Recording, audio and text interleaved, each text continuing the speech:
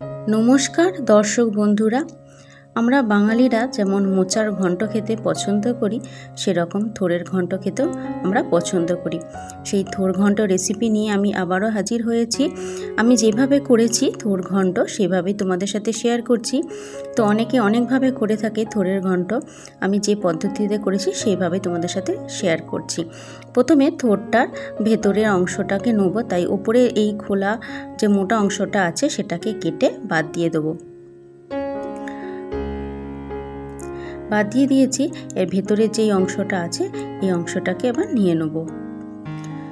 তো প্রথমে মুখের দিকটা একটু ছাড়িয়ে বাদ দিয়ে দেবো, দিয়ে এবার এটাকে গোল গোল করে রিংয়ের মতো করে কাটবো।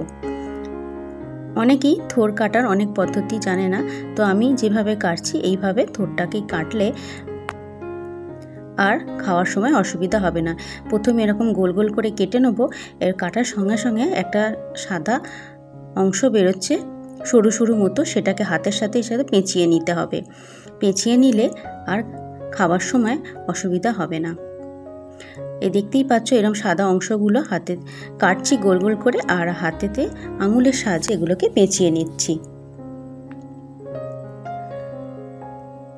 এই অংশগুলোকে অবশ্যই কাটতে হবে, কেটে নিয়ে বাদ দিয়ে তবেই থোড়টাকে কেটে নিতে হবে।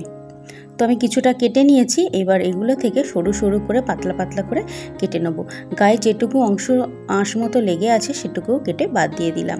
এবার লম্বা লম্বা করে আলু ভাজার মতো করে আমি কেটে নিলাম। এইভাবে সব থোড়টাকে কেটে আমি রেডি করে নেব।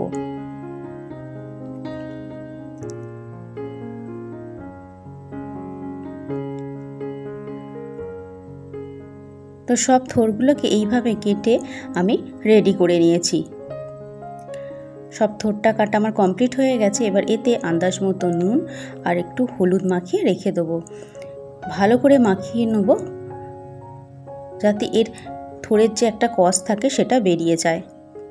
তো একটু ভালো করে চেপে চেপে চটকে এটাকে মাখিয়ে রেখে দেবো কিছুক্ষণের জন্য। এবার এতে দেবো আমি 1 টেবিল চামচের মতো সাদা সর্ষে দিচ্ছি, আর 1 টেবিল চামচ পোস্ত দিচ্ছি। এবার এটাকে বেটে নেব। কিছুটা আলু কেটে নিয়েছি লম্বা লম্বা করে, আর কিছুটা কাঁচা ছোলা নিয়েছি। এবার থোড়টাকে সেদ্ধ করব। তো একটা কুকারের মধ্যে থোড়টাকে দিয়ে দিচ্ছি। থোড়ের যে জলটা আছে সেটাকে একটু চেপে নিয়ে এবার এই কুকারের মধ্যে দিয়ে কয়েকটা সিটি দিয়ে ভালো করে সেদ্ধ করে নেব। আর যে কাঁচা ছোলাটাও রেখেছিলাম সেটাও এর সাথে দিয়ে দেবো, সেদ্ধ হয়ে যাবে। আগে নুন মাখিয়ে রেখেছিলাম, আর নুন দেওয়ার প্রয়োজন নেই। আর অল্প পরিমাণে একটু জল দিয়ে এটাকে এবার 3 থেকে 4টে সিটি দিয়ে নেব। কড়াইতে তেল দিয়ে দিয়েছি, তেল দিয়ে সর্ষের তেল দিলাম একটু সাদা জিরে। এবার আলুটাকে প্রথমে ভেজে নেব। আলুটা একটু ভাজা ভাজা হয়ে গেলে থোড়টাকে আমি সেদ্ধ করে নিয়েছিলাম, সেই সেদ্ধ করা থোড়টা এবার দিয়ে দেবো। ভালো করে থোড়টা আর আলুটা ভালো করে ভেজে নেব।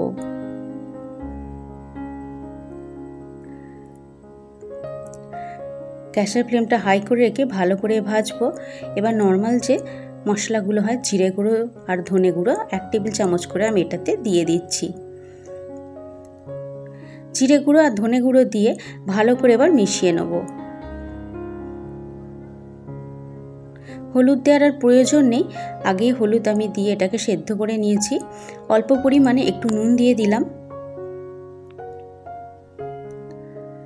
দিয়ে এবার এটাকে চাপা দিয়ে দেবো।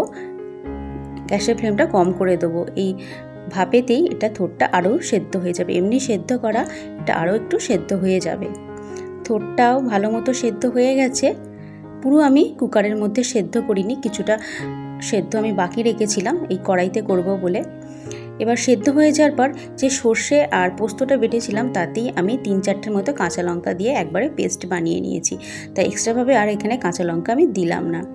সেই সর্ষে পোস্তটা দিয়ে ভালো করে এটাকে আবার নাড়তে থাকবো। খুন্তির সাহায্যে একটু ঘেঁটে ঘেঁটে দেবো যাতে একদম ঘন্ট মতো হয়ে যায়।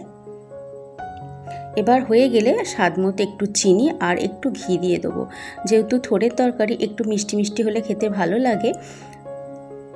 তো রেডি হয়ে গেল আমাদের থোড় ঘন্ট। ভাত বা রুটির সাথে খুব দারুণ লাগে। ভিডিওটা কেমন লাগলো অবশ্যই কমেন্ট করে জানাবেন। সাবস্ক্রাইব করে পাশে থাকবেন আরও নতুন নতুন রান্নার রেসিপি পাওয়ার জন্য। আর ভিডিওটা এতক্ষণ দেখার জন্য আপনাদের অসংখ্য ধন্যবাদ।